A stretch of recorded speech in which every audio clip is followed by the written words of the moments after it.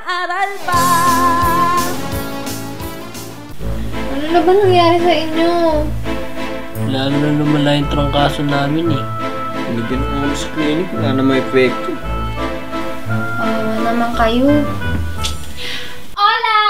¿Cómo estás, amigo, amiga? Ano nangyari sa Leslie? May sakit ka na rin? Ano sinasabi mo dyan, Leslie? Imbis na mag-alala ka sa amin kung ano-ano pa pinagsasabi mo. Ano ba kayo? Worried nga ako kaya ako nga kayo kinakamusta. In Spanish nga lang.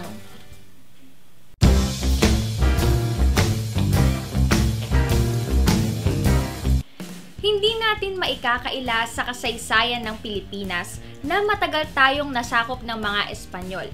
At kasabay nito ay ang malaking impluwensya nila sa ating kultura at maging sa ating lengguwahe. Dahil dito mga classmate, alam nyo ba na marami tayong mga salita na hindi nagkakalayo sa Spanish words?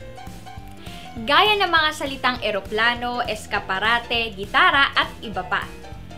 Ngunit alam nyo rin ba mga classmate na maraming Spanish words tayong ginagamit bilang expression na hindi tugma sa original meaning nito? Ito ang mga halimbawa. Kaka-imbierna naman to. Oh, sinong kaaway mo?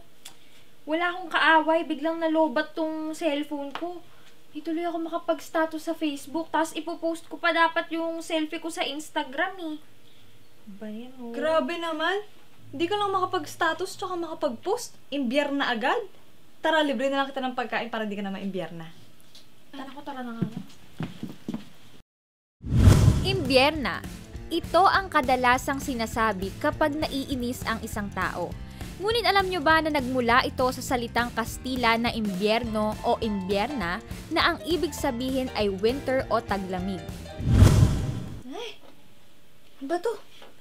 Ay!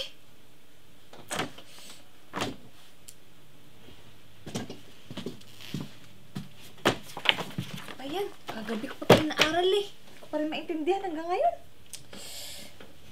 Oh, Shane, ba't ka nagwawala? Huramentado lang ang peg. Eh, library kaya to, bawal yung maingay. Eh, kagabi ko pa kasi inaaral tong mati. Hindi ko talaga magets. Yun lang pala yung problema mo eh. Tara nga, tuturuan na kita. Talaga? Thanks. Alin ba dito? Huramentado.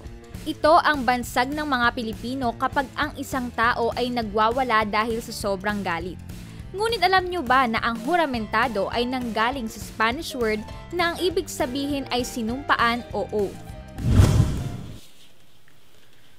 Joshua, na tayo matabat ng COC. Nakakaganyo lang maglaro eh. Lalo na pag nag-a-attack ka.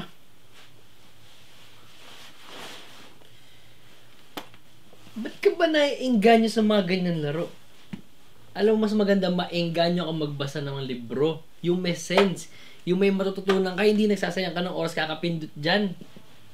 Atakihin kita eh.